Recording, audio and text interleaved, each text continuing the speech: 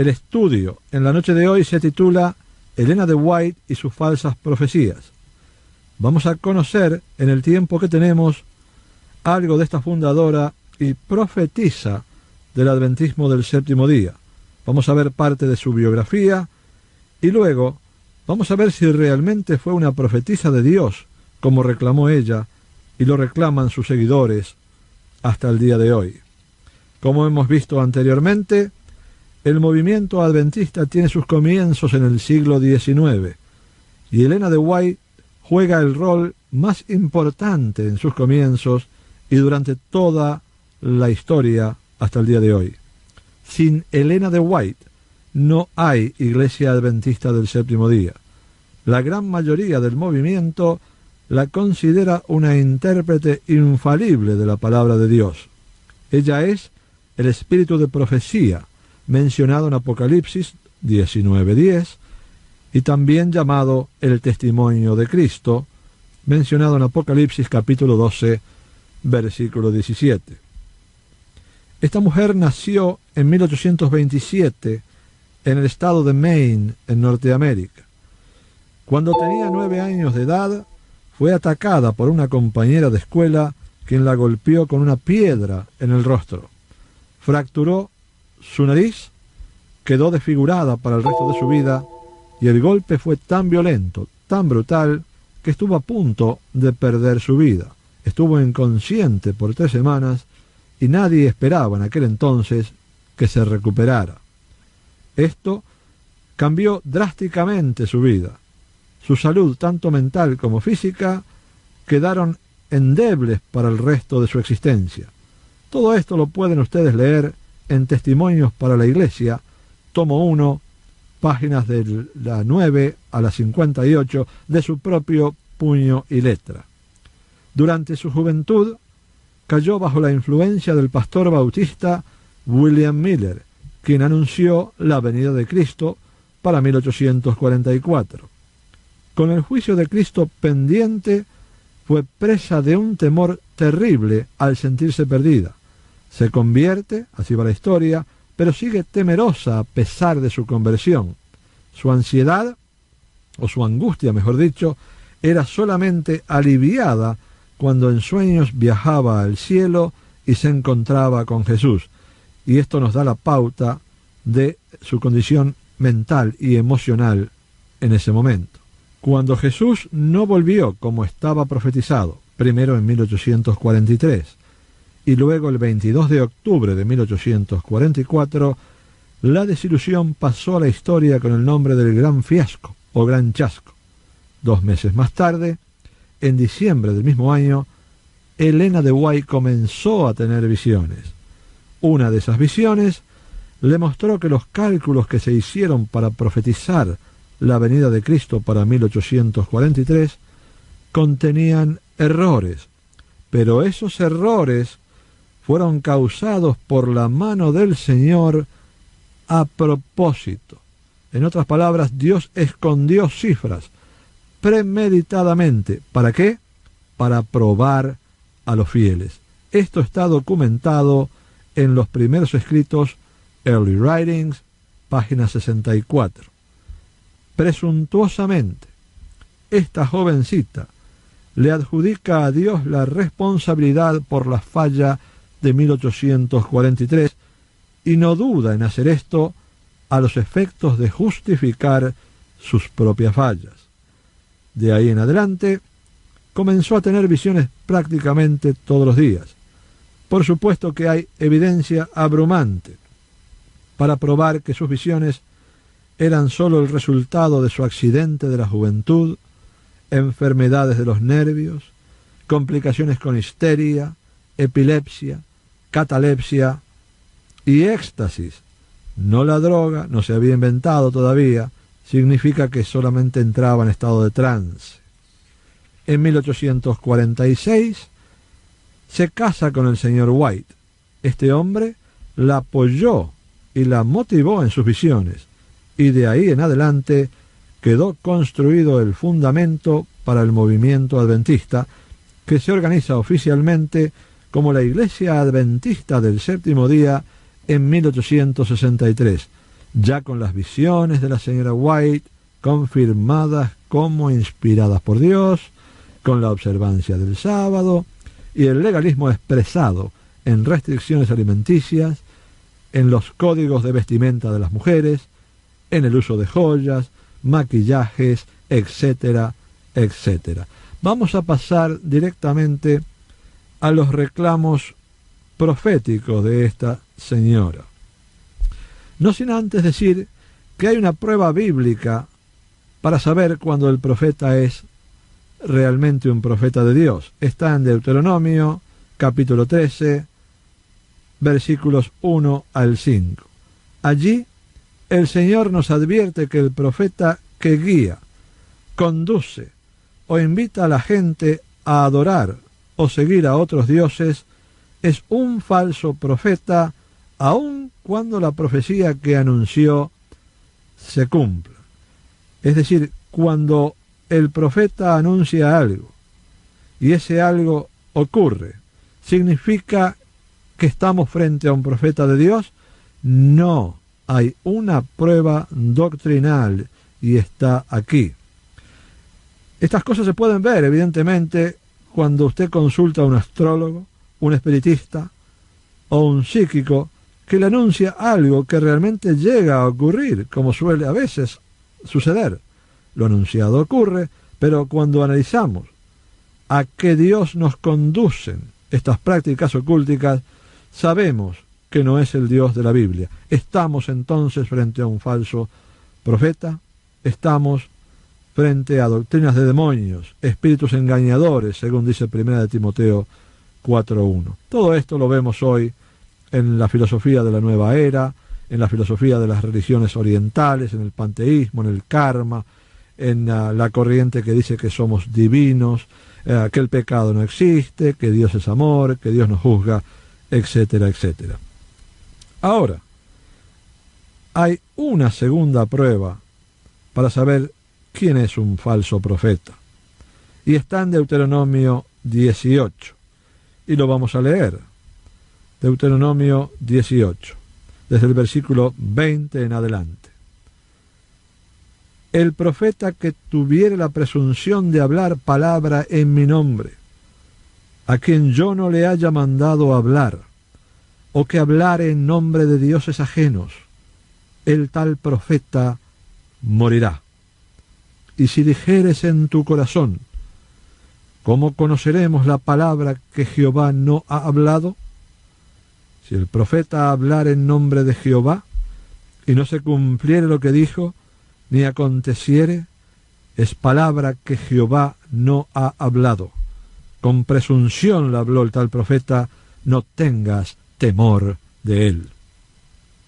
Este es el examen definitivo, la prueba final para determinar si alguien que reclama ser un profeta o que anuncia algo con la autoridad de Dios es realmente lo que dice ser. Es aquí donde las llantas se juntan con el camino o con el pavimento, como dice el dicho americano. El profeta que falla en su anuncio llevaba la sentencia de muerte. Bajo la ley del Antiguo Testamento merecía la pena de muerte. Y le decía al pueblo, no tengas temor de él. Literalmente, en hebreo, es no le tengan ningún respeto. Veamos ahora lo que dicen los propios adventistas con respecto a Elena de White y su don de profecía. El libro Los Adventistas del Séptimo Día creen, puntos suspensivos, que es un libro producido por la Asociación Ministerial de la organización para explicar 27 de sus doctrinas fundamentales, nos va a decir lo siguiente. Déjeme aclarar, en este libro, en la sección titulada La aplicación del examen profético, en la página 225, dice lo siguiente, abro comillas, ¿pasa el ministerio de Elena de White los exámenes de los profetas? Cierro comillas. Acto seguido, vemos la respuesta que dan los adventistas. Abro comillas. Los escritos de Elena de White contienen un número relativamente pequeño de predicciones. Algunas están en proceso de ser cumplidas, mientras que otras aún esperan su cumplimiento, pero aquellas que pueden ser examinadas han sido cumplidas con exactitud asombrosa. Será así, en unos momentos lo vamos a ver, pero antes, para establecer su autoridad profética, según los adventistas, vamos a darles algunas citas personales de la señora Elena de White. El libro Mensajes Selectos, tomo 2, página 207, dice así, habla ella, abro comillas: yo dependo tanto del Espíritu del Señor para comunicar o escribir una visión como para tener una visión. Es imposible para mí anunciar las cosas que me han sido mostradas, a menos que el Señor las traiga delante de mí, en el tiempo que a Él le place que yo las comunique o las escriba. Categórico, ¿verdad? Cierro comillas, por supuesto. Abro comillas nuevamente. En estas cartas que yo escribo, en los testimonios que presento, yo presento a ustedes aquello que el Señor me ha mostrado a mí. Yo no escribo un artículo en el periódico expresando meramente mis ideas. Ellas son lo que Dios ha abierto delante de mis ojos en visión, los preciosos rayos de luz brillando desde su trono. Cierro comillas. Testimonios de Elena de White, tomo 3, página 63. Paso ahora al mismo libro, Testimonios de Elena de White, tomo 5, página 661. Abro comillas. Cuando yo les envío un testimonio de advertencia o reproche, muchos de ustedes declaran que es meramente la opinión de la hermana White. Ustedes han, por lo tanto, insultado el Espíritu de Dios. Cierro comillas. The Advent Review and Herald,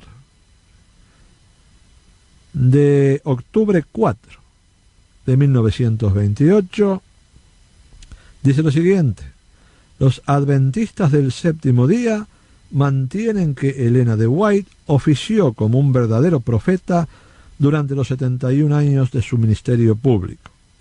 Como Samuel fue un profeta, como Juan el Bautista, de esa forma creemos que la señora White fue un profeta para la Iglesia de Cristo hoy. Esto fue declarado en 1928, 13 años después de su muerte.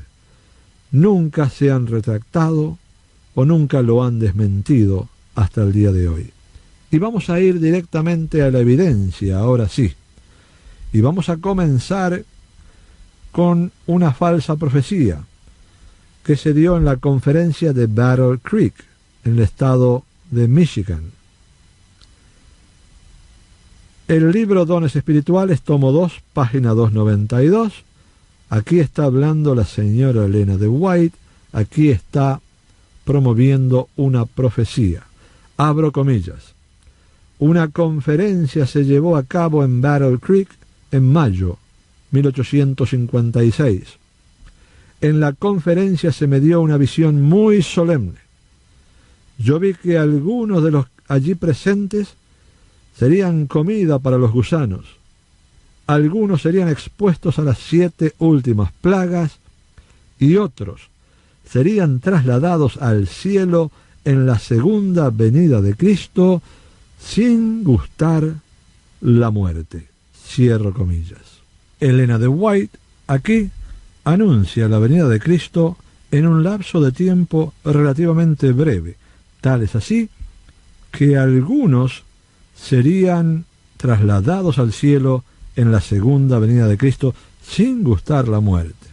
Claro, esta visión data de 1856. Han pasado prácticamente 150 años.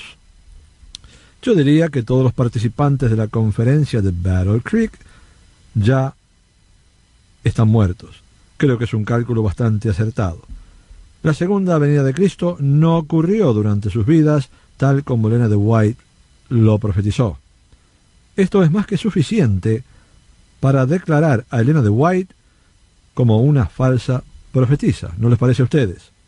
Pero aunque les parezca mentira, algunos adventistas tratan de justificar esta falsa profecía. ¿Cómo? Usando la Biblia, lamentablemente. Y les van a llevar a Éxodo 6, donde Dios le afirma a Moisés la promesa de que va a sacar a los israelíes de Egipto y los va a llevar a la tierra prometida. Dios le da una promesa a Moisés y Moisés la transmite al pueblo. Luego, los adventistas los van a llevar a Números, capítulo 14, del 26 al 34, donde se nos narra que debido a la rebelión, a la iniquidad del pueblo, Dios le habla a Moisés y le dice que debido a esto, a la rebelión, Dios va a demorar a todo el pueblo en el desierto por 40 años, hasta que mueran todos los de 20 años de edad en adelante, los cuales murmuraron contra Jehová. En otras palabras, Dios demora la promesa de llevarlos a la tierra prometida. El adventista, en su tosudez o deshonestidad intelectual, lo va a mirar a usted directamente a los ojos, seriamente, sin que se le mueva un cabello, y le va a decir: ¿ve usted, Señor? La promesa de Dios de llevarlos a la tierra prometida no fue cumplida inmediatamente. La profecía que dio Moisés fue demorada 40 años. ¿Significa esto que Moisés fue un falso profeta? Si de la misma forma, entonces, Jesús está demorando su venida. Increíble, increíble. Claro, si ustedes quieren refutar esto rápidamente, todo lo que tienen que decirle al adventista es: bueno, usted piensa que así como Dios demoró la promesa a los israelíes por la iniquidad del pueblo, también hizo lo mismo, demorando la segunda venida de Cristo por la iniquidad de los adventistas en el tiempo de Elena de White. Ahí se acaban los problemas. Esto es absurdo. Pero vamos a razonar, vamos a enseñarles a cómo refutar este tipo de barbaridades. Primero, vamos a decirles que la promesa de Éxodo en capítulo 6 fue cumplida literalmente. En Éxodo 6, versículos del 3 al 5, algo que los adventistas pasan por alto muy convenientemente, dice que Dios hizo un pacto con Abraham, prometiéndole la tierra. Esta es la base de la promesa. Cuando leemos todo en contexto, nos damos cuenta que la promesa fue dada a los descendientes de Abraham. Todo lo que Moisés hace entonces es decirle al pueblo que la promesa es para los hijos de Israel, para los hijos de Jacob. Como los hijos literales de Israel ya estaban muertos, es obvio que la promesa es para sus descendientes. Por lo tanto, no había limitaciones de tiempo en la promesa de Dios mencionada en Éxodo capítulo 6. Dios podía haber esperado 1000 años para cumplirla, para traerla a su culminación, y aún así, si hubiera esperado 1000 o 1500 años, la promesa hubiera sido cumplida totalmente, un 100% palabra por palabra.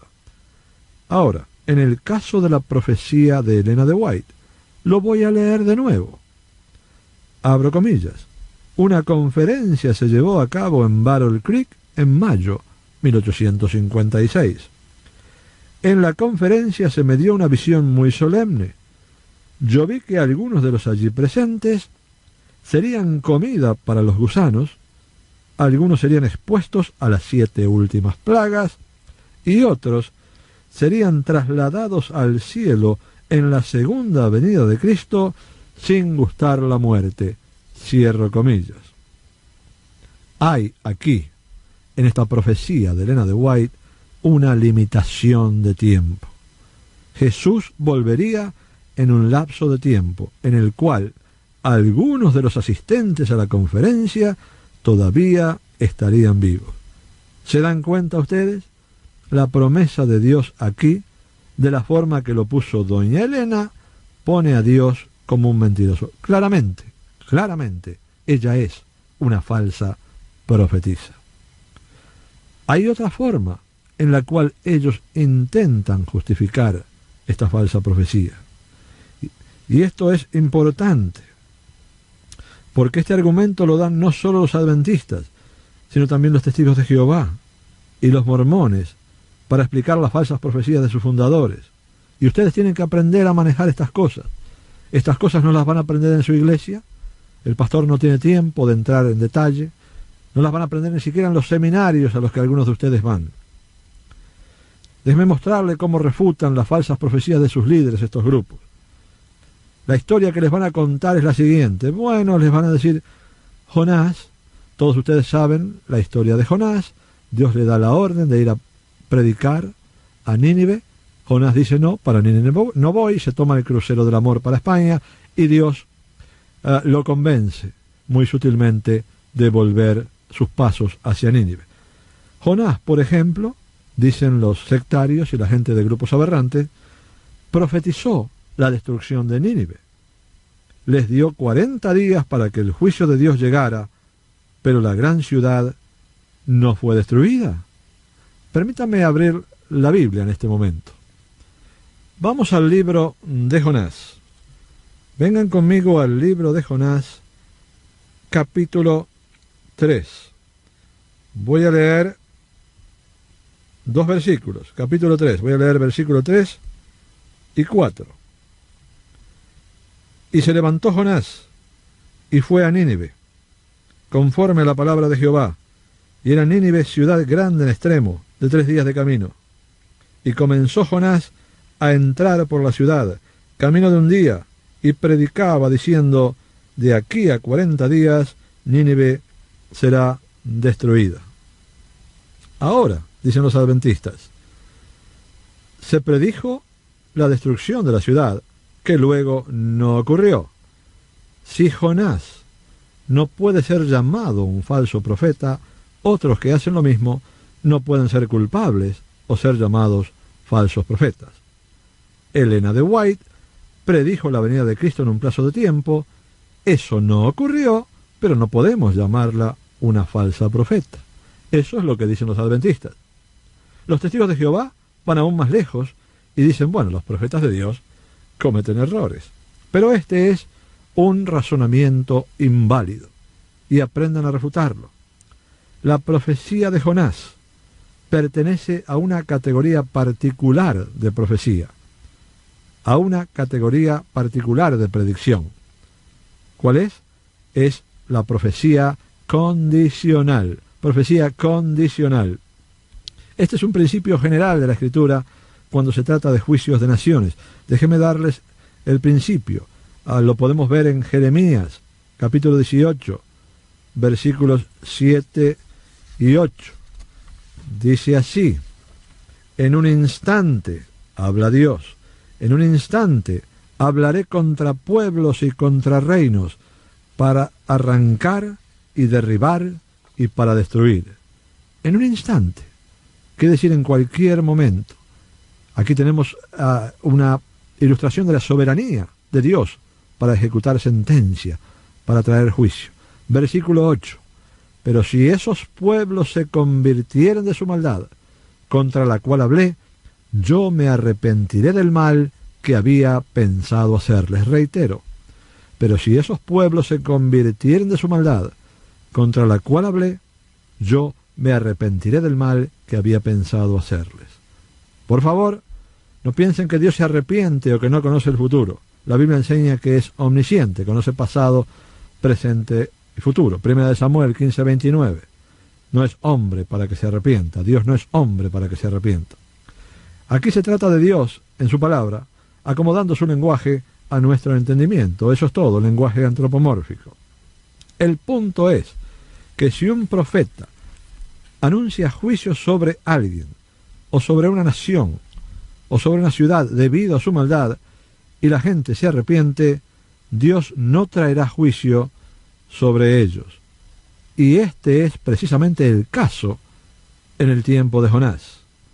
Si ustedes leen el libro, se van a dar cuenta que, primero, Jonás no cometió un error, sino que dijo las palabras exactas que Dios le dio, comunicó la palabra de Dios directamente. Y segundo, se van a dar cuenta de la deshonestidad intelectual del planteo de los adventistas o los testigos de Jehová. Ella es evidente cuando consideramos que la profecía de Jonás, la palabra de Dios, tenía una cláusula condicional. ¿Cuál era? El arrepentimiento. Y así lo entendieron los habitantes de Nínive, los cuales se arrepintieron. Leamos Jonás, capítulo 3, versículo 10. Allí dice que los ninivitas se convirtieron de su mal camino y entonces Dios no trajo castigo sobre ellos. Todo el punto del libro de Jonás es la misericordia de Dios. Además, prueba de que los habitantes de Nínive sabían que si se arrepentían, y en realidad se arrepintieron, la ciudad no sería destruida. Si no se hubieran arrepentido, todo lo que tenían que hacer era evacuar la ciudad, salir de la ciudad. Y la tercera cosa que podemos ver aquí es que si los profetas de Dios pueden errar cuando transmiten la palabra directa de Dios, entonces la prueba bíblica del profeta de Deuteronomio 18:18 queda totalmente invalidada. Dios nos hubiera dejado sin ninguna forma de discernir si estamos frente a un falso profeta o no. Total confusión. El fin del razonamiento, el fin de la lógica, el fin de la autoridad bíblica. Cerramos las iglesias, quemamos las Biblias y nos vamos todos para casa. Entonces, resumiendo, profecía condicional, Ellen White no enunció una profecía condicional, sino que anunció el fin del mundo, anunció el juicio final sin mención ninguna de arrepentimiento. Una vez más, falsa profetisa. Vamos a llevarlos a una segunda profecía de Elena de White. Es la profecía sobre la ciudad de Jerusalén. Elena de White predijo o profetizó que Jerusalén nunca más sería levantada. Voy a leer de los primeros escritos de Elena de White, página 75, abro comillas. Entonces se me señaló en dirección de algunos que están en el gran error de creer que es su tarea ir a la vieja Jerusalén. Yo también vi que la antigua Jerusalén nunca sería levantada. Cierro comillas. Muy bien. Jerusalén nunca más sería elevada a ser una ciudad de preponderancia. ¿Cuál fue la fuente de esta información? Bueno, la comienzo con su propia predicción. En su propia predicción ella dice: en septiembre 23 el Señor me mostró que. En septiembre 23 el Señor me mostró que. Página 74.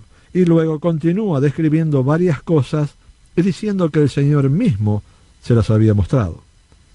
Por supuesto que en la mitad de los 1800, en el siglo XIX, la antigua Jerusalén no había sido reconstruida y la posibilidad de que Israel se transformara en una nación nuevamente parecía algo muy, pero muy distante. Sin embargo, un siglo después de la profecía de Elena de White, Israel se convirtió en nación y Jerusalén fue levantada o reconstruida. Y es hoy una gran ciudad. Tenemos la profecía siendo cumplida frente a nuestros ojos. Tiempos tremendos que estamos viviendo, Jerusalén centro y reloj de la historia. Por supuesto que ante esta vergonzosa profecía fallida, los adventistas no tienen la menor vergüenza cuando tratan de explicarla y de sacar a doña White de apuros.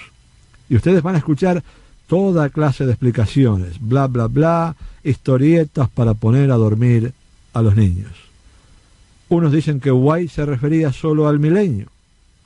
Otros dicen que cuando ella dijo que la antigua Jerusalén nunca más sería levantada, se estaba refiriendo a que en el futuro la ciudad sería un testimonio cristiano. Todo esto por defender a su profeta o profetisa. Increíble. La refutación del milenio, bueno, la profecía de White no dice nada acerca de un milenio.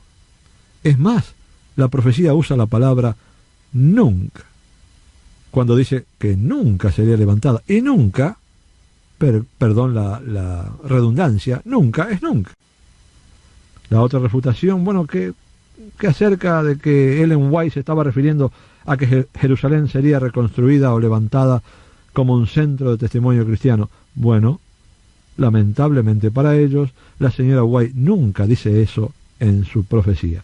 Además, en su literatura, en otros lugares, la señora White es bien clara con respecto a Jerusalén. Déjenme leerles en la publicación Colaboradores con Cristo, Advent Review and Sabbath Herald, julio 30, 1901. Abro comillas. La ciudad de Jerusalén ya no es más un lugar sagrado. La maldición de Dios es sobre ella debido al rechazo y la crucifixión de Cristo. Antisemitismo directamente de la pluma de la señora de White. Una vez más, tenemos que es una falsa profetisa. Dijo que nunca más Jerusalén resurgiría. Hoy, como ya dijimos, Jerusalén e Israel existen como ciudad y nación. Son el centro de la historia y de los acontecimientos mundiales. Vamos a pasar ahora a una tercera profecía de la señora de White y la vamos a leer directamente y la tomamos de Early Writings, primeros escritos de Elena de White, página 16. Abro comillas. Entonces la trompeta de plata de Jesús sonó al tiempo que él descendía en la nube, envuelto en llamas de fuego. Él miró las tumbas de los santos que duermen, entonces levantó sus ojos y manos al cielo y clamó: despertad, despertad, despertad, vosotros que dormís en el polvo, y levantaos. Entonces hubo un gran terremoto, las tumbas se abrieron, y los muertos salieron vestidos de inmortalidad. Los 144.000 clamaron: ¡Aleluya!, cuando reconocieron a sus amigos que fueron separados de ellos por la muerte. Y en ese mismo momento nosotros fuimos transformados y arrebatados juntos con ellos para encontrar al Señor en el aire. Bien, bueno, lo leí con un poco de emoción, hasta yo me emociono cuando lo leo. ¿Qué vemos aquí en esta magnífica visión? Primero, vemos los muertos en Cristo, aquellos que murieron habiendo puesto su fe en nuestro Señor Jesucristo, los que fueron salvos.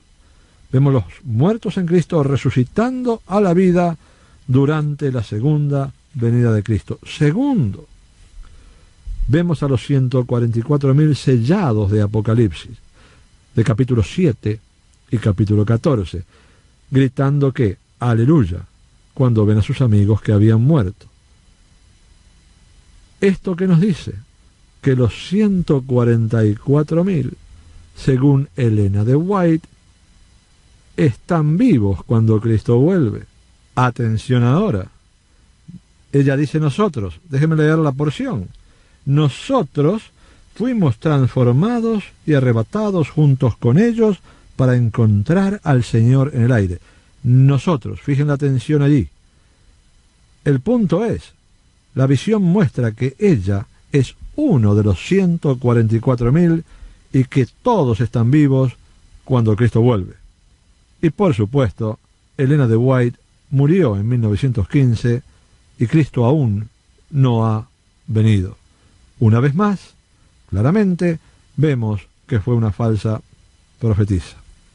Ahora veamos el intento adventista de componer este disparate, este pequeño error de Elena de White. Es un intento muy astuto, pero es deshonesto intelectualmente, y muestra hasta qué extremos se ha endurecido la médula moral de los líderes de esta denominación. Vamos a abrir la Biblia nuevamente, vamos a ir a Primera de Tesalonicenses, capítulo 4, por favor. Y vamos a estar viendo el rapto anunciado por Pablo. ¿Por qué no leemos desde el versículo 14 en adelante?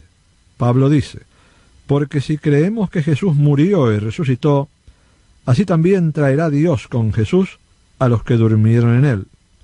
Por lo cual os decimos esto en palabra del Señor, que nosotros, enfaticen nosotros, que vivimos, que habremos quedado hasta la venida del Señor, no precederemos a los que durmieron. Porque el Señor mismo, con voz de mando, con voz de arcángel y con trompeta de Dios, descenderá del cielo, y los muertos en Cristo resucitarán primero. Luego nosotros, énfasis en nosotros de nuevo, luego nosotros los que vivimos, los que hayamos quedado, seremos arrebatados juntamente con ellos en las nubes para recibir al Señor en el aire, y así estaremos siempre con el Señor. Muy bien. El adventista les va a decir: ¿ven ustedes? Pablo dice nosotros los que vivimos. Pablo dice nosotros. Si Pablo dice eso y no es un falso profeta, tampoco lo es Elena de White. Pero, y aquí va la refutación, pongan atención, hay una diferencia muy importante. Cuando Pablo usa el pronombre nosotros, inmediatamente lo restringe, lo encuadra dentro de una condición. ¿Cuál es esa? Dice, los que vivimos.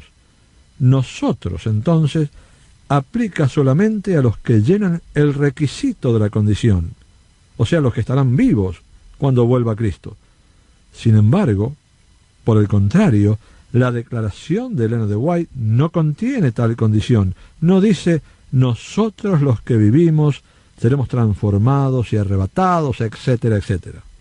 En vez de ello, o en lugar de ello, White dice, nosotros fuimos transformados, tiempo pasado y perfecto, completo. Es una visión en retrospectiva. Nosotros se refiere a ella y a los demás, al resto, a los otros 43.999 adventistas. En segundo lugar, podemos refutar esto diciendo que si Pablo hubiera dicho que el Señor volvería en su tiempo, en el tiempo en que Pablo está viviendo, él hubiera estado en total desobediencia a la palabra de Dios. Recuerdan, no os toca a vosotros saber los tiempos ni las sazones. Pablo está simplemente expresando su esperanza, que dicho sea de paso debe ser la esperanza de todo cristiano, el retorno de Cristo, la segunda venida de Cristo. Pablo no estaba esperando a Cristo en ese momento. A decir verdad, en la segunda carta a los tesalonicenses, escrita el mismo año, alrededor del 50 o el 51 después de Cristo, él está instando a los tesalonicenses a que no se dejaran engañar en el sentido de que la venida del Señor estaba cerca. Les está diciendo, no agarren las sábanas y se pongan en el techo a esperar a Cristo. No dejen de trabajar. No se vayan para la azotea. Teniendo todo esto en cuenta, podemos decir que Pablo usa la palabra nosotros en forma genérica. ¿Para qué? Para significar cristianos. No está diciendo yo estaré vivo cuando venga el Señor. Es como cuando los cristianos hablan de la gran tribulación hoy en día.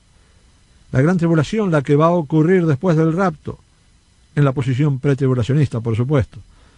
Los grandes desastres, la persecución, el anticristo, etcétera, etcétera. Y los cristianos dicen, por ejemplo, bueno, nosotros no tenemos que preocuparnos por eso. No lo veremos, porque ya habremos sido raptados o arrebatados antes. No están diciendo que el rapto va a ocurrir durante la vida de ellos, lo que en realidad sí puede ser, y todos esperamos. Simplemente están usando nosotros como sinónimo de cristianos. Tan sencillo como eso. Esto mismo hace Pablo cuando dice nosotros los que vivimos. Pero Elena de White, lisa y llanamente, dijo que de acuerdo con la visión, ella estaría vivita y coleando cuando viniera el Señor. Bueno, pensamos que ya cambió de opinión. Una vez más, estamos frente a una falsa profetisa.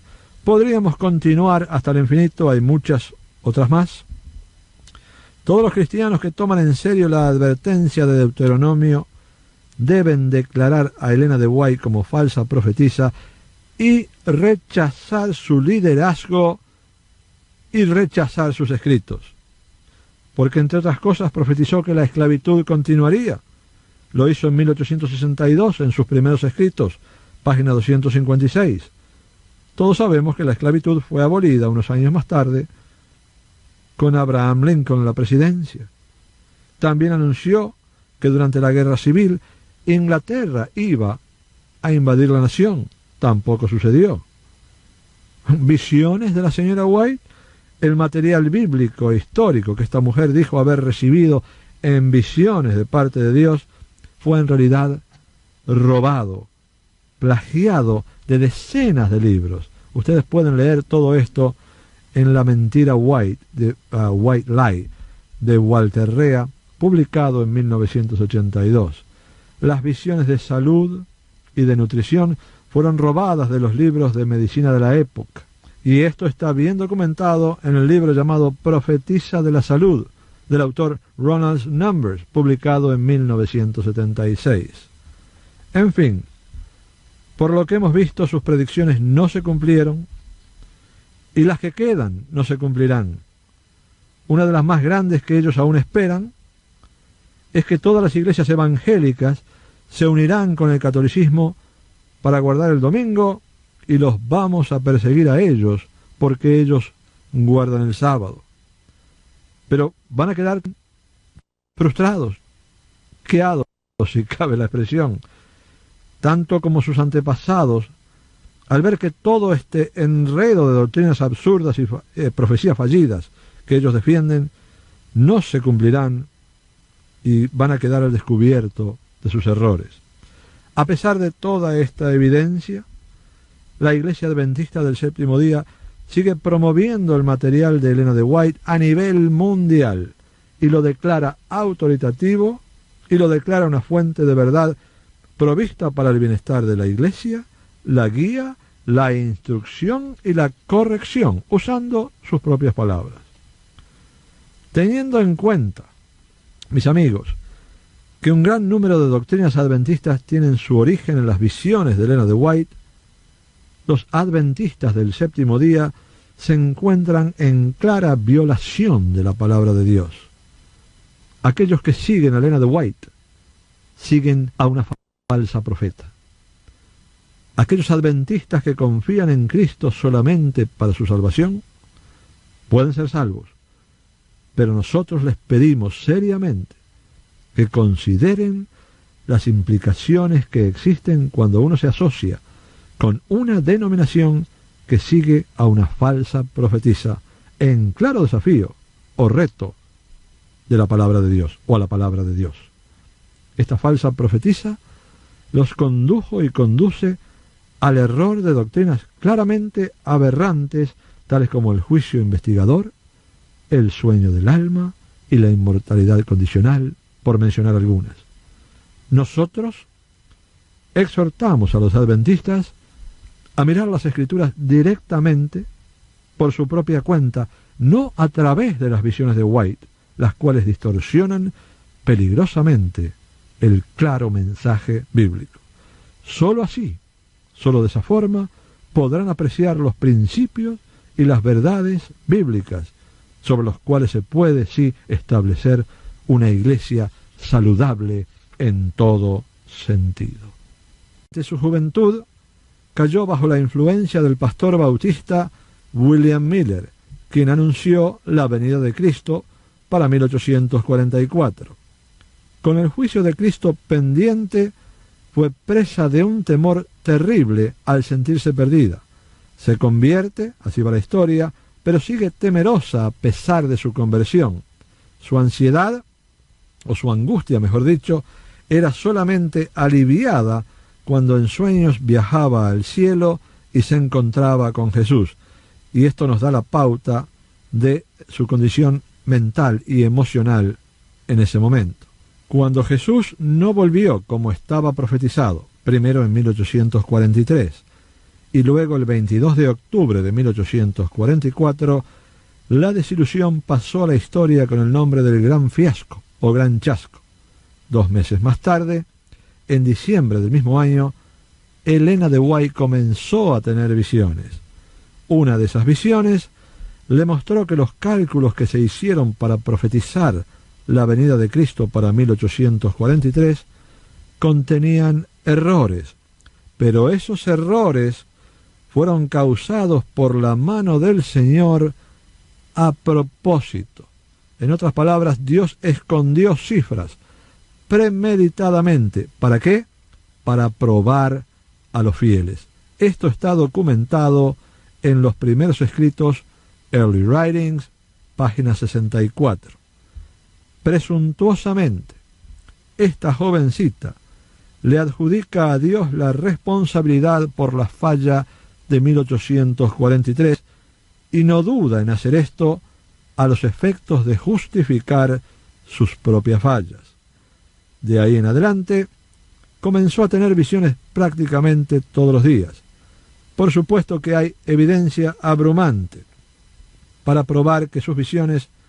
El estudio en la noche de hoy se titula Elena de White y sus falsas profecías. Vamos a conocer en el tiempo que tenemos algo de esta fundadora y profetisa del adventismo del séptimo día. Vamos a ver parte de su biografía y luego vamos a ver si realmente fue una profetisa de Dios, como reclamó ella y lo reclaman sus seguidores hasta el día de hoy. Como hemos visto anteriormente, el movimiento adventista tiene sus comienzos en el siglo XIX y Elena de White juega el rol más importante en sus comienzos y durante toda la historia hasta el día de hoy. Sin Elena de White no hay Iglesia Adventista del Séptimo Día. La gran mayoría del movimiento la considera una intérprete infalible de la palabra de Dios. Ella es el espíritu de profecía mencionado en Apocalipsis 19:10 y también llamado el testimonio de Cristo, mencionado en Apocalipsis capítulo 12, versículo 17. Esta mujer nació en 1827 en el estado de Maine, en Norteamérica. Cuando tenía 9 años de edad, fue atacada por una compañera de escuela quien la golpeó con una piedra en el rostro. Fracturó su nariz, quedó desfigurada para el resto de su vida y el golpe fue tan violento, tan brutal, que estuvo a punto de perder su vida.